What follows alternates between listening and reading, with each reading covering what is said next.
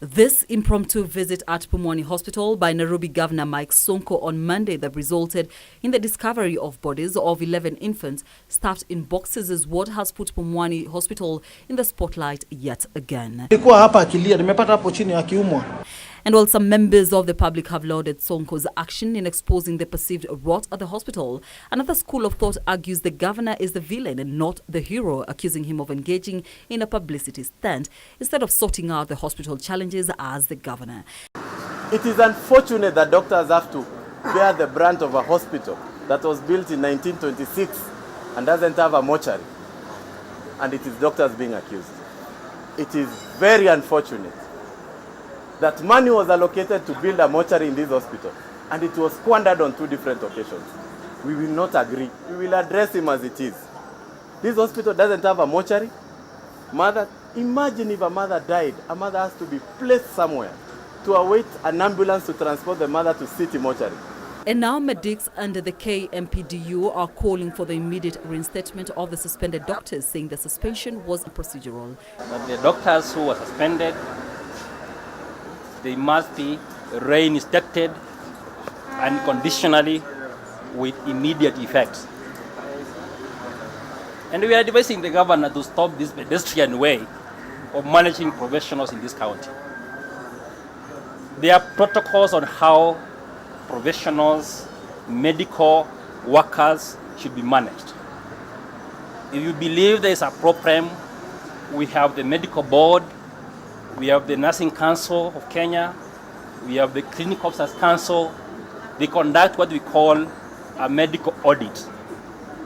And whoever is found to be in fault, then there's disciplinary mechanisms which are put in place by the law on how they should be handled. KMPDU says the hospital is understaffed and it lacks basic infrastructure to deal with emergency situations.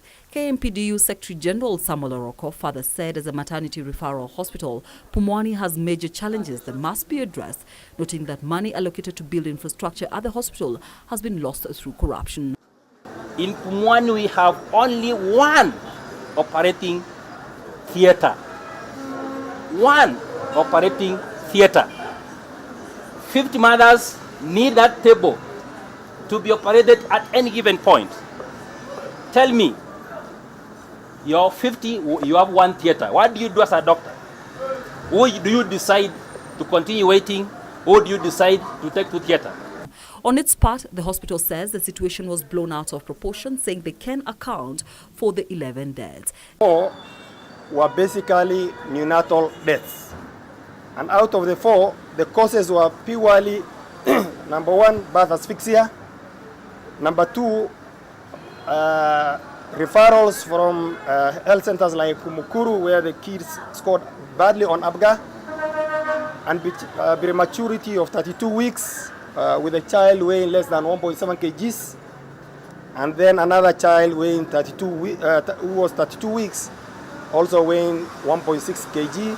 And by the time the child was brought, came with respiratory distress and sepsis. And the last one, I've said 11, I've accounted for 10, was a child who was brought in dead by a Kenyan, so that Pumwani Hospital can safely dispose the child. According to Veska Kangogo, the CEC Health, a multi-agency inquiry is ongoing to look into challenges facing the hospital and possible intervention measures to ensure mothers and children at the facility are safe. The hospital, which is the largest referral maternity hospital in the country, delivers between 80 to 100 babies daily. Caroline Kaba reporting for Channel 1 News Hour.